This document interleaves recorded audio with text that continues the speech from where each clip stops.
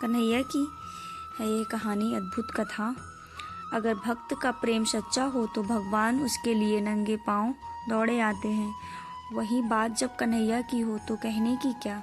अपने भक्तों के लिए वह न जाने कितने रूप धरते हैं और कितनी ही अनगिनत लीलाएं कर चुके हैं, जिनका प्रमाण हमारे धार्मिक ग्रंथों में मिलता है। ऐसी ही एक रोचक कथा है जब कन्हैया ने अपने भक्त के लिए एक अनोखा काम किया।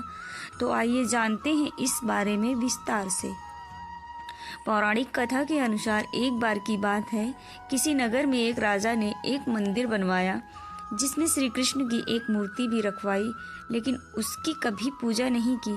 पूजा करने के लिए मंदिर में एक पुजारी को रखा गया।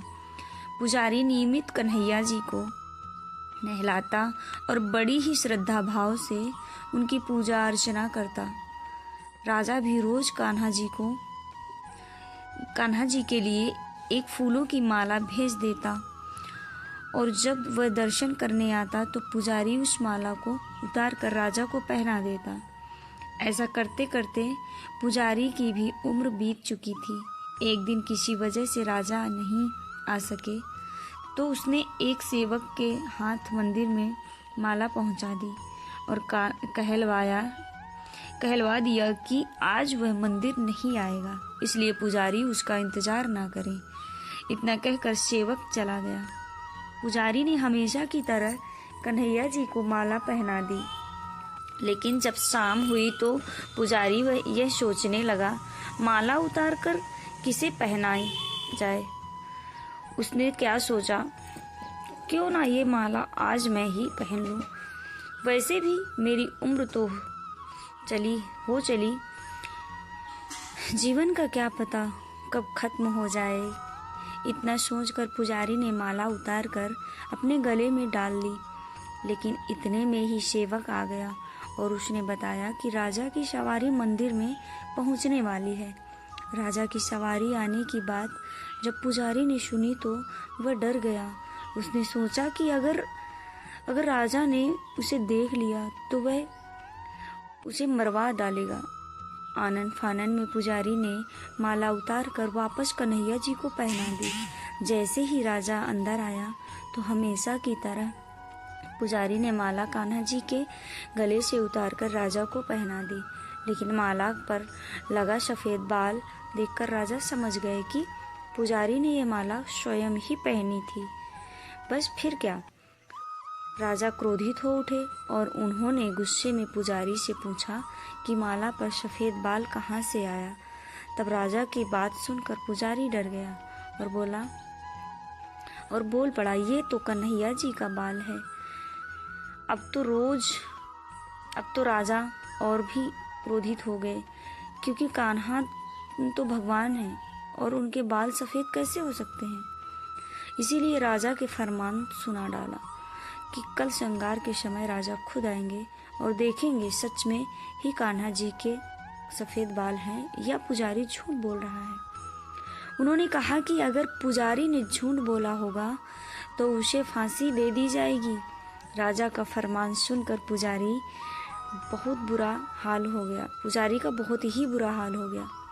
उसने सोचा, अब क्या करें, कहाँ जाएं, अब तो उसका मरना तय है। तब रोते रोते वह भगवान की शरण में पहुंचा और उसने कहा कि हे केशव, मुझसे झूठ बोलने का अपराध तो हुआ है, लेकिन हो सके तो मुझे क्षमा कर दें और राजा से रक्षा करें। पुजारी ने कहा, हे माधव, आपकी सेवा करते करते मैं वृद्ध हो चुका हूँ, आप मुझे माफ़ कर दीजिए, ऐसी गलती दोबारा नहीं होगी। यही कहते कहते पुजारी की ना जाने कब आंख लग गई और उसकी आंख तब खुली जब सुबह हो चुकी थी। उधर सुबह होते ही राजा भी आ गया और कहने लगा, आज कान्हा जी का श्रृंगार वह खुद करेगा। ऐसा कहकर जैसे ही राजा ने कान्हा जी का मुकुट उतारा तो देखा श्री कृष्ण के तो सारे बाल ही सफ़ेद हैं, लेकिन राजा को फिर भी यकीन नहीं हुआ। उसे लगा कि फांसी के डर से पुजारी ने ही बालों को रंग दिया है। राजा ने सोचा कि क्यों न कन्हैया जी का एक बाल तोड़कर देखा जाए। इसके बाद ने कान्हा जी का एक बाल तोड़ लिया, लेकिन जैसे ही बाल टूटा कन्हैया के सिर से खून की धारा बहने लगी। यह देखकर राजा भगवान के चरणों में गिरकर माफी मांगने लगा। तभी श्री कृष्ण की मूर्ति से आवाज आई, हे राजन, तुमने मुझे केवल मूर्ति मात्र ही समझा, इसलिए आज मैं तुम्हारे लिए केवल मूर्ति मात्र ही रहूंगा। लेकिन पुजारी ने सच्चे मन और पूरी श्रद्धा से मेरी भक्ति की है, इसलिए उसकी अनन्य भक्ति को देखकर मुझे अपने बाल सफेद करने पड़े। कन्हैया जी ने कहा कि भक्त में कभी भी सारांश नहीं होना चाहिए और सच्चे भक्त की लाज तो मैं कभी जाने नहीं देता। तो दोस्तों, ये स्टोरी आप सभी लोगों को कैसी लगी कमेंट बॉक्स में ज़रूर बताना। स्टोरी सुनने के